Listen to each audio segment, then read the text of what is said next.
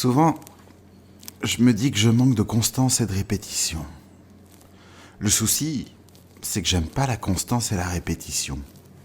Encore plus lorsqu'elles sont imposées. Parce que globalement, dans ce cas, on appelle cela du travail. Et j'aime pas le travail. La constance et la répétition, c'est le contraire de la liberté.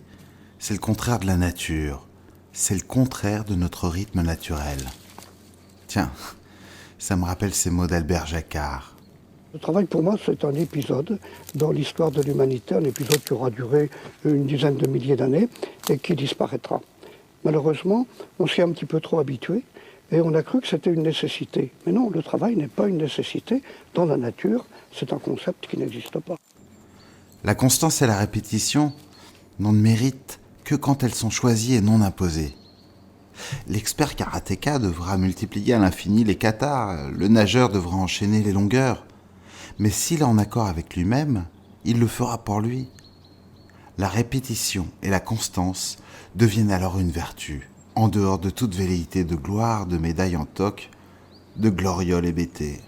La constance et la répétition, c'est le contraire de la nature, ouais. Le paysan peut être dur au labeur, mais dans une année, le rythme des saisons lui impose de s'accorder en permanence. La nature elle-même ne connaît pas la constance et la répétition. À aucun moment de son cycle, la fleur ou l'arbre n'est constant ou se répète. L'artiste peut être accaparé par la tâche, mais une fois l'œuvre terminée, il repensera l'œuvre et son futur. Être dans la constance ou la répétition, c'est penser toujours de la même façon, avec pour seule illusion un cadre ou un produit différent. Mais notre société manufacturée et avide de profit n'a que ça à la bouche, la constance et la répétition. Dès l'école, on est jugé sur ce critère qui, de l'avis de tous, donnera lieu à des progrès. En entreprise, l'évolution hiérarchique ou celle du salaire dépendront essentiellement d'une capacité à la constance et à la répétition. À être un bon soldat, autodiscipliné, une sorte d'esclavagisme autoconsenti. Celui qui osera remettre en cause les méthodes, celui qui osera penser autrement, deviendra automatiquement suspect aux yeux du groupe. Le progrès n'a rien à voir avec la constance et la répétition. Le véritable progrès, c'est le prof qui sortira du programme.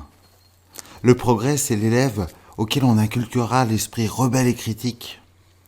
Le progrès, c'est libérer l'homme asservi de toute tâche répétitive.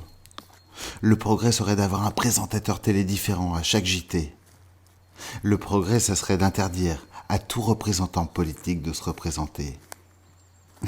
Le progrès serait de partager la gouvernance managériale dans l'entreprise. Le vrai progrès, en fait, c'est une pluie de météorites qui s'est abattue sur la Terre il y a 4 milliards d'années, portant vraisemblablement avec elle les germes d'un renouveau moléculaire en mesure de générer la vie. Ça doit pas connaître ni la constance, ni la répétition, une météorite.